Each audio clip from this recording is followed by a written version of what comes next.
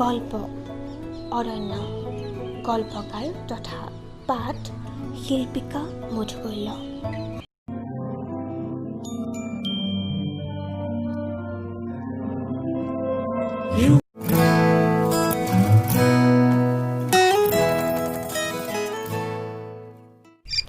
ৰাতিপুৱা 7 বাজিছে। এলাৰ্মৰ শব্দ সৃজাৰ চকু দুটা মেলো নেমেলোকৈ মেলি এলাৰ্মটো অফ কৰি আকৌ শুই গৈছে। এলাৰ্মটো বজাৰ পিছত অফ কৰি আকৌ শুই গলিছে। পঢ়া শুনাটো নাই। সোনকালে শুৱাৰ পৰা উঠি চাহ কাপকে বনাচোন। নিজে বনোৱাচোন। মইতো বনালে তোমাৰ কেতিয়াও পচন্দই নহয়। এতিয়ানো কিয় বনাব কৈছা? কাম কৰিলেহে শিকিবি, সেইকাৰণে কৈছো। মই চব কাম জানো, নকৰো কাৰণেহে। বৰ জনাজনী, দেখিম নহয় বিয়াৰ পিছত কি কচুপাত ফলাও। কথাখিনি কৈ মাক গুচি গ'ল। আনফালে সৃজাৰ ফোনটো বাজি উঠিল। মিকু ক, আজি এফালে যাবি? কলৈ? আজি লখিমপুৰ টাউনৰ প্ৰগ্ৰেম এটা আছে। মোৰ ফেচবুক ফ্ৰেণ্ড এজনীৰ প্ৰগ্ৰেমটো অল ইন অল। তাতে মই কি কৰিব লাগে? আৰে তই মোৰ লগত যাব লাগে আকৌ। মই নাযাওঁ দেই, তয়ে যা। ব'ল না প্লিজ। ৰাস্তাটোক মই কিবা এটা খুৱাই দিম। বহুত ডাঙৰ মানুহ বুজিছ, অসমত চবেই চিনি পায়, টিভিত ওলায়ে থাকে, তয়ো দেখিছ চাগে। নাম কি? অৰণ্য চৌধুৰী। চিনি পাইছোঁ। মোৰ ফেচবুকৰ ফ্ৰেণ্ড লিষ্টত আছে, কিন্তু ফেচবুকত হাই বুলি দিলোঁ, ৰিপ্লাই নিদিলে জাননে। সেইকাৰণে মই নাযাওঁ দেই। মানুহজনক দেখিলে মই লাজহে পাম।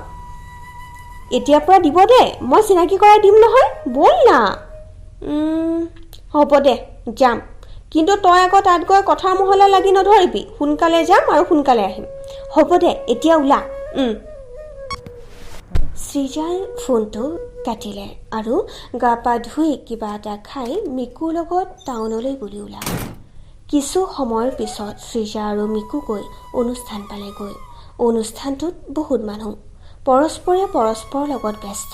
মিকুৱে অৰণ্য চৌধুৰীলৈ ফোন কৰি তেওঁলোকে আহি পালে বুলি জনালে। অৱশ্যে অৰণ্য চৌধুৰীয়ে গেটৰ পৰা মিকু আৰু সৃজাক আগবঢ়াই লৈ গ'ল। নিৰ্দিষ্ট সময়ত অনুষ্ঠান আৰম্ভ হ'ল। বিভিন্নজনৰ লগতে অৰণ্যই মিকুকো মাইক্ৰফোনটো আগবঢ়াই কিছুমান কথা সুধিলে। ভাৰ্গৱে কেমেৰাত সেই দৃশ্যখিনি আবদ্ধ কৰিলে। মই যে চিনাকি নহয়, সেইকাৰণে মোক একোকে নুসুধিলে। মিকু চিনাকি যে, সেইকাৰণে তাইকে সুধি আছে। আৰু এই কেমেৰা কৰি থকাজনো একেই, এবাৰতো মোক দেখাব পাৰে। সৃজাই কথাবোৰ মনতে ভাবিলে। তেনেদৰেই অনুষ্ঠানটো সমাপ্ত হ'ল। অনুষ্ঠানটো শেষ হোৱাৰ পিছত মিকুৱে সৃজাক অৰণ্য চৌধুৰীৰ লগত চিনাকি কৰাই দিলে। এয়া মোৰ ফ্ৰেণ্ড, মানে ফ্ৰেণ্ড কাম ভণ্টি, সৃজা শৰ্মা, আমাৰ কলেজৰে। নমস্কাৰ।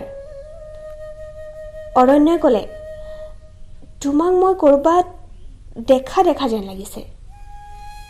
ফেচবুকত ফটো আপলোড কৰোঁতে দেখিছে চাগে। আপুনি মোৰ ফ্ৰেণ্ড লিষ্টত আছে নহয়। অৰণ্যই ক'লে, হয় নেকি?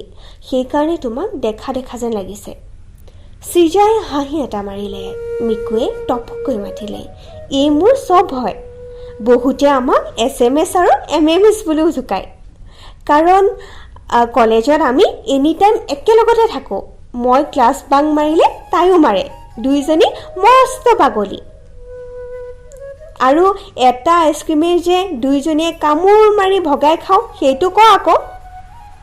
অৰণ্যই সিহঁত দুইজনীৰ কথা শুনি হাঁহি ৰখাব নোৱাৰিলে। অৰণ্যয়ো সিহঁতৰ লগত বহু কথা পাতিলে। ভাৰ্গৱেও লগতে কথাৰ ভাগ ল'লে। কথাৰ প্ৰসংগত মিকুৱে ক'লে, আজি কিন্তু আপুনি আমাৰ ঘৰলৈ যাব লাগিব। লখিমপুৰ আহি হোটেলত চাহ খালে কেনেকৈ হ'ব? এজনীৰ ঘৰত চাহ আৰু এজনীৰ ঘৰত ভাত খাব লাগিব ন মিকু? মিকু আৰু সৃজাৰ কথাত অৰণ্যই কিছু সময় ভাবিলে। প্ৰথম অৱস্থাত অৰণ্যই মানা কৰিছিল যদিও দুয়োজনীৰ কথা পেলাব নোৱাৰি সৃজা আৰু মিকুৰ ঘৰলৈ যোৱাৰ সিদ্ধান্ত ল'লে আৰু গোটেই কেইজন গৈ গাড়ীত বহিল। মিকুৰ লগতে অৰণ্যই সৃজাৰ লগত বহুতো কথা পাতিলে। সৃজাৰ তেতিয়াহে অতদিনে বেয়া পাই থকা মানুহজনৰ প্ৰতি ভুলবোৰ ভাঙিল। বাহিৰৰ উৰুঙা বতাহজাকে তাইৰ গা হাত পেলালে। তাই খিৰিকীৰ গ্লাছেৰে ৰাস্তাৰ পাৰে পাৰে থকা সেউজীয়া গছবোৰ চাই গৈ থাকিল। তাইৰ ঘৰ অভিমুখী অৰণ্যৰ গাড়ীখনত, য'ত অৰণ্যৰ কথা আৰু হাঁহিবোৰৰ খলকনি উঠিছিল নিৰ্জন পথটোত। আৰু অজানিতে তাই অৰণ্য ভাল লাগি গৈছিল বুকুৰ কোনোবা এটা কোণত।